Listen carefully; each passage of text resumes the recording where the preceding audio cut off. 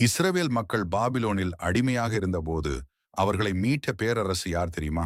அது வேறு எந்த தேசமும் அல்ல. இன்றைய ஈரான் என்னும் பெர்சியா பேரரசுதான். பைபிளில் ஒரு ஆச்சரியமான வரலாறு இருக்கிறது. இஸ்ரவேல் மக்கள் ஒரு காலத்தில் பாபிலோன் நாட்டில் சிறையில் அடிமையாக இருந்தார்கள். ஆனால் கிறிஸ்துவுக்கு முன் 539 சைரஸ் என்னும் மன்னன் தி கிரேட் பாபிலோனை கைப்பற்றினார்.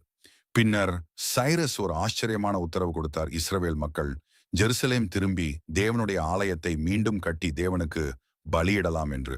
அதனால் பல ஆயிரக்கணக்கான யூதர்கள் விடுவிக்கப்பட்டு ஜெருசலேம் திரும்பினார்கள்.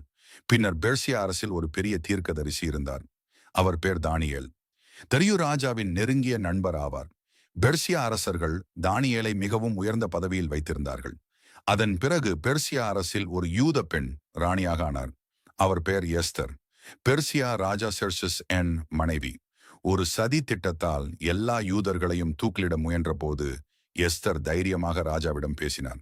அதனால் முழு யூத ஜனமும் காப்பாற்றப்பட்டது. மிக சுவாரஸ்யமான விஷயம் என்ன தெரியுமா? அந்த பழைய பெர்சியா தான் இன்றைய ஈரான். வரலாறு சில நேரங்களில் முழுவதும் தலைகீழாக மாறிவிடுகிறது. இந்த தகவல் உங்களுக்கு புதியதாக இருந்தால் கமெண்டில் உங்கள் கருத்தை சொல்லுங்கள். மேலும் பைபிள் ஹிஸ்டரி வீடியோக்களுக்கு லைக் மற்றும் சப்ஸ்கிரைப் செய்ய மறக்காதீர்கள்.